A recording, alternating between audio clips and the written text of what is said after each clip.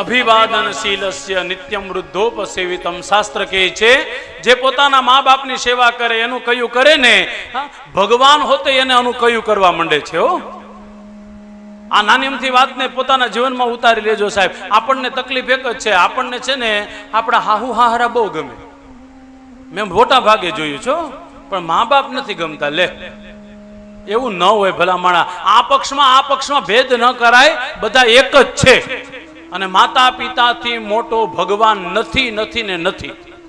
આ હું નથી કહેતો, વિષ્ણુ પુરાણમાં લખેલું છે. અરે સાહેબ, ગરુડ પુરાણ તમે સાંભળ્યું છે ને? ગરુડ પુરાણમાં લખેલું છે. ગરુડ પુરાણમાં મોટામાં મોટી સજા કઈ? દુનિયા મોટામાં મોટી સજા છે ગરુડ પુરાણમાં લખેલું છે કુંભીપાક. જે વ્યક્તિએ પોતાના મા બાપને હેરાન કર્યા હોય ને, સમજી લેજો એને કુંભીપાક નામનો નરક મળે છે. અને આ નરક અતિ ભયંકરમાં ભયંકર નરક છે. તમને મને આપણે પકોડા તળીએ ને એમ તળે. હો, આ હસતા હસતા કહું છું, યાદ રાખજો, મા બાપની સેવા નહીં કરો તો ભોગવવું બહુ પડશે. જાહેરમાં કથામાં કહું છું, ક્યારેક ક્યારેક આપણા ઘરે વડીલ થઈ જાય ભાઈ, અને વડીલથી ભૂલ થાય એમાં કઈ બહુ મોટી વાત નથી. આપણાથી ઘણી બધી થઈ ગઈ છે. હો, અને નાના હતા ત્યારે આપણી એટલી બધી ભૂલ એને માફ કરી છે, એકાદે આપણે હોતે કરતા શીખી જવાય. શાસ્ત્ર તમને ને મને કહે છે જીવતા શીખવું હોય તો આવી રીતના શીખો. આજે હોતે ઘણાના ઘરની જે અંદર જાય તો બહુ રાજી રાજી થાય. સાહેબ, શું મા બાપને સન્માન આપતા હોય. અને આ મેં જોયેલું છે સાહેબ, એ સગો ભાઈ કદાચ હશે ને એ તમારું ખરાબ ઈચ્છે, પણ મા બાપ કોઈ દી ખરાબ ઈચ્છતા જ નથી. તમે એની ગમે તેવું વર્તન કર્યું હશે તો એના મનમાં એક જ વાત હશે, બેટા તું સુખી થા, બેટા તું સુખી થા, બેટા તું સુખી.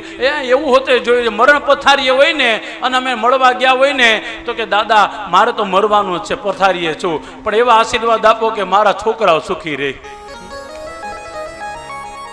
ત્યારે આપણને એમ થાય કે વાહ, આ માં છે, આ માં છે સાહેબ. અને આ એટલા માટે માં બોલે છે કે માને ખબર છે કે મારા આશીર્વાદથી દેવતાઓના આશીર્વાદ બહુ ટૂંકા છે. હો, માને ખબર છે. કથામાં કહું છું વાલા, સુખી થવું હોય તો હંમેશા માતા પિતાની ખૂબ સેવા કરો. એટલી શાંતિથી કથામાં બેઠા છો ને, ક્યારેક એવું બને સાહેબ એનાથી ભૂલ થઈ જાય, અને થાય તો એમાં કઈ. મેં હમણાં આ લોકડાઉન આવ્યું ને ત્યારે મેં જોયું, આ મુંબઈમાં ઘણા બધા છોકરાઓ રહેતા હતા. પછી માતા પિતાએ ત્યાંથી દેશમાંથી ફોન કરીને કીધું, બેટા તું ચિંતા નહીં કરતો. કીધું પણ બાપા હવે અહીંયા ઈએમઆઈ ભરવાના પૈસા નથી. તો કે ભલે ગમે હોય પણ તારો બાપ હજી જીવે છે. હો, અને આવા સમાજમાં ઘણા બધા વ્યક્તિઓ છે. અને મા બાપનો એક શબ્દ યાદ રાખજો, મા બાપનો એક શબ્દ પણ તમને ને મને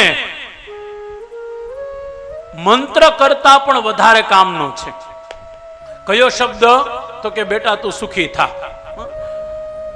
મારા ગુરુદેવ ભગવાન એમ કહેતા, મેં સાંભળેલું છે મારા ગુરુ પાસે, એટલા માટે કહું, બ્રાહ્મણોના 1000 મંત્ર જે કામ ન કરે ને એ માતા પિતાનો એક આશીર્વાદ કામ કરે છે.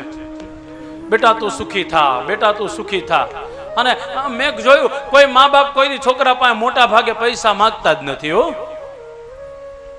તમારી તો ખબર નહીં, પણ મારા મા બાપે કોઈ દી માંગ્યા જ નહીં, બેટા મને આપજે, કોઈ દી નહીં. એ નથી જ માંગ્યા. અને માગે હું કામ? એમ કે અમારામાં તેવડ છે એમ જ કે, હો તારે જોતા હોય તો લઈ જાજે, ઉલટાને એમ કે આપણને. અને ત્યારે એમ થાય કે હા સાહેબ આ બરાબર છે. બસ આ વસ્તુને હંમેશા યાદ રાખજો.